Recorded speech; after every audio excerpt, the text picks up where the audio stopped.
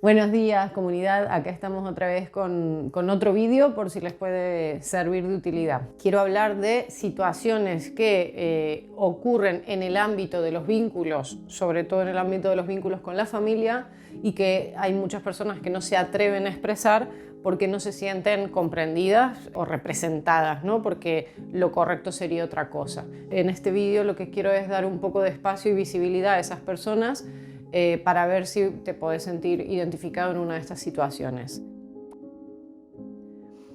Una de ellas es cuando el vínculo con nuestra madre es demasiado doloroso. Otra es cuando el vínculo con toda nuestra familia es demasiado doloroso y al final tenemos que desvincularnos de ella. Otra es cuando sentimos alivio por la muerte de un familiar. Y la otra es cuando no sentimos nada por el fallecimiento de un familiar y deberíamos estar tristes. En todas estas situaciones iré describiendo un poco qué es lo que suele ocurrir por si te pudiese pasar a ti. Arrancamos con la temática de las madres. ¿Qué es lo típico social, cultural y mundialmente? Madre no hay más que una, si no fuera por las madres, feliz día de la madre, bueno, un montón de cosas que, por supuesto, ¿no? Ensalzan el gran valor y la labor materna, tanto en el criado de los hijos como en la casa y para sacar adelante una familia. Entonces, de algún modo, sin que nos demos cuenta, no hay mucha cabida, emocionalmente hablando, para pensar que una madre no puede hacer algo positivo para su hijo. Y lo cierto es que, por supuesto, las madres siguen siendo seres humanos, entonces si los hombres tienen patología, las mujeres también tienen patología. Y muchas veces esa mujer patológica al final ha terminado, ¿no? Sin quererlo, por supuesto, dañando gravemente la infancia de ese niño, de esa persona. Con lo cual, para un niño pues es normal, ¿no? La vida que le ha tocado, la infancia que le ha tocado y la madre que le ha tocado. Y cuando empiezan a salir de casa se van dando cuenta, van comparando con otras familias, con otras madres y se van dando cuenta que lo que ellos sienten o viven no es normal. Es ahí cuando empieza una crisis porque para esta persona confrontarse con el hecho de que su madre, todo lo que le ha transmitido y lo que le ha hecho sentir no era lo correcto, genera una crisis importante en estas personas, pero conforme van avanzando y a veces lo van queriendo hablar, que era un poco la temática de este vídeo, se encuentran con que la gente no les comprende. ¿Por qué? Porque tendemos siempre a poner por delante que una madre es una madre. Pero es verdad que hay casos que se camuflan en la cotidianeidad de unos hábitos que, o sea, necesariamente no tienes que venir con moretones y todo destrozado, ¿no? Hay un daño muchas veces psicológico que quizás es el que se tiende a asociar más a la mujer, por contra el hombre siempre se lo asoció más a la violencia física. La mujer siempre se le ha tendido a asociar más a la violencia psicológica. Entonces no se ven esas heridas, pero estas personas están profundamente dañadas psicológicamente. Entonces, cuando lo quieren compartir, primero que no saben cómo explicarlo y segundo, lo que se van encontrando es que la sociedad no comprende cómo una madre ha podido dañar o perjudicar o maltratar psicológicamente a su hijo. La explicación que tiene eso es que esa madre tenía una patología. Nada se hace por amor al daño, básicamente, mucho menos hacia un hijo.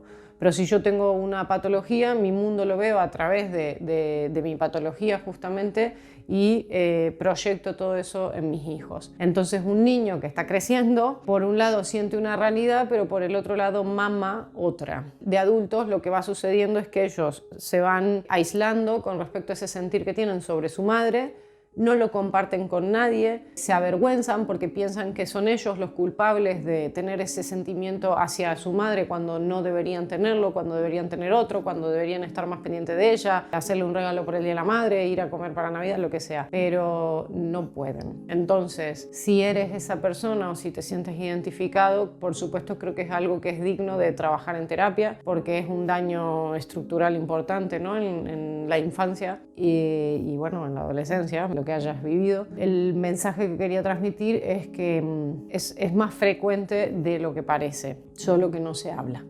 Cuando se trata del padre se entiende mucho mejor. Si es alcohólico, si hay violencia física, ahí en el padre no suele haber problema en entender o comprender o que nos entre en la cabeza que has podido tener un padre que no ha sido ejemplar o que no te ha favorecido a tu salud mental y a tu estabilidad emocional. Pero cuando se trata de la madre hay que reconocer que hay cierta dificultad. Cierta dificultad a no ser que, claro, las madres no suelen matar, es muy poco frecuente, o las madres no suelen maltratar físicamente de esa manera. Entonces, si no se ve el daño, no es grave. Con lo cual es verdad que esto nos cuesta más tenerlo en cuenta. El daño más grave siempre es el que ocurre cotidianamente en pequeñas dosis. Tendemos a asociar que tenemos peor consecuencia emocional y psicológica cuando ha ocurrido algo muy grave. Pero he de decir que está estudiado, por supuesto no lo digo yo, que genera una peor consecuencia cuando el daño es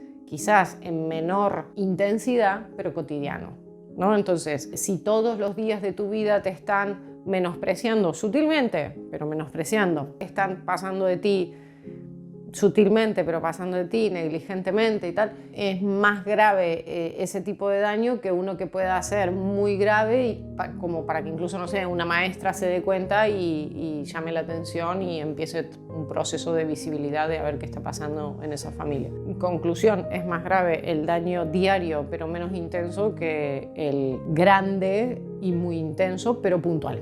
Entonces, volviendo al hilo de las familias con respecto a madres patológicas, otra cosa que nos encontramos es que quizás las generaciones de ahora pueden empezar a tener madres diagnosticadas, en el mejor de los casos. Entonces quizás eso, y eso se tendrá que ver en estudios posteriores, favorece que si yo sé que tengo una madre con una patología, bueno, puedo empezar a trabajar mi historia de otra manera, puedo empezar a comprender que lo que hace no lo hace a propósito para dañarme, puedo empezar a comprender mi historia y su historia. Pero esto es muy reciente, de esta generación hacia arriba, ninguna madre y padre, prácticamente lo mismo, evidentemente, ha estado diagnosticado. Y eso no significa que la patología entonces no existía, lo que no existía era el avance que hay ahora. Con lo cual eso ha dificultado mucho más el entendimiento de lo que ocurría y la normalización, ¿no? Bueno, mi madre es así, mi padre es así, y entonces todo se lleva muy en silencio porque encima hay un terrible sentimiento de vergüenza cuando ocurren estas cosas. Otra de las situaciones que ocurre es que cuando la figura principal de apego no es segura para el niño lo que hace es buscar otra figura de referencia. A veces está disponible en un abuelo, en una abuela, en un tío, en una tía, en alguien cercano, y a veces lamentablemente ni siquiera esa opción está disponible. Pero cuando es posible se puede aminorar el impacto psicológico que padece un niño o una niña cuando tiene una situación desfavorable de ese tipo en casa, cuando puede encontrar seguridad, apoyo, empatía, comprensión en otra figura de apego que funciona como cuidadora. Sucede que al final las familias, por supuesto, es un valor supremo en la sociedad. Es muy difícil mantener una familia y sacarla adelante, pero también es verdad que muchas veces ha sido algo impuesto por la sociedad y en esa imposición social se ha tendido a aglomerar la familia a toda costa y encima llevando todo en un ámbito muy privado, con lo cual eso ha fomentado muchos niños y niñas indefensas ante situaciones de abuso psicológico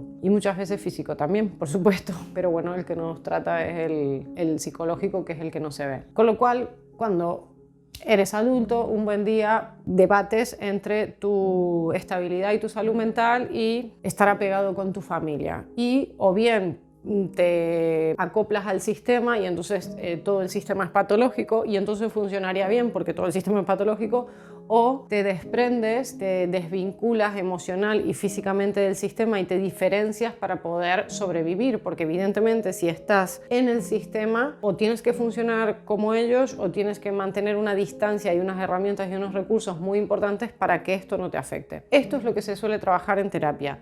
Cuando uno descubre que ha tenido una madre patológica, un padre patológico o una familia patológica, primero lo que se persigue es estabilizar a esa persona. Segundo, ver si puede construir recursos para no desvincularse física y emocionalmente de esa familia. Y si eso no es posible porque el nivel de daño es más grave o los recursos a los que puede acceder trabajando la persona no son suficientes, al final naturalmente la persona se tiene que desvincular totalmente de la familia.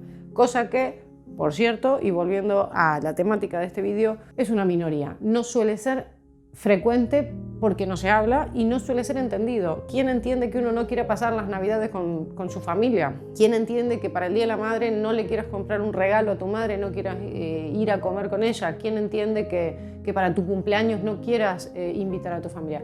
No lo entiende nadie. Y yo no estoy defendiendo que está bien o que está mal. Lo único que quiero transmitir es que no sabemos, y ojo, cuidado, no sabemos lo que hay detrás del telón. Y a veces puede ser gravísimo. Y esa persona ni siquiera, que esto por ahí es la parte que a mí más me apena, ni siquiera se siente capaz de poder verbalizarlo porque se avergüenza terriblemente, porque siente culpa de que eso sea así. Pero lamentablemente esa persona no es culpable de la situación que le ha tocado vivir, que no ha podido elegir, por cierto, y que luego tiene que pagar toda la vida terapia para poder tener decentemente una salud mental o una estabilidad. Luego otra cosa que me estoy acordando que ocurre es que estas personas que se quedan muchas veces, bueno, todo esto se llama trauma complejo, ¿no? Cuando has tenido una infancia de este tipo no se llama trauma, es trauma complejo, es decir, el nivel de trauma que has tenido es tan elevado que es un conjunto de traumas. Entonces, estas personas suelen, por ejemplo, una de las cosas que ocurre es que no quieren tener hijos porque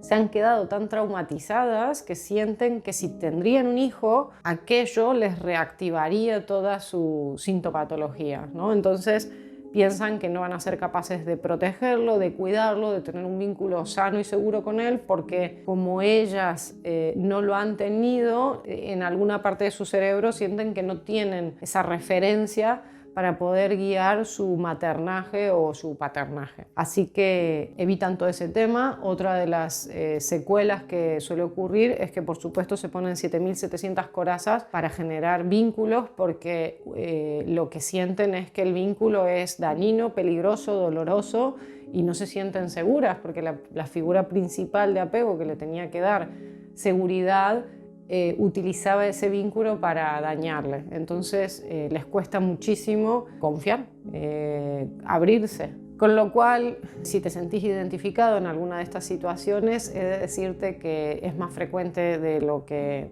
parece, que te atrevas a trabajar, bueno, te atrevas cuando puedas, te atrevas a trabajar en esa historia, porque eso te permite liberarte a ti y poder comprender, por supuesto, también que esto es un trabajo muy de terapia, comprender por qué mis figuras que tenían que ser encargadas de protegerme me han dañado, ¿no? Esa parte es muy importante. Espero que te haya podido servir.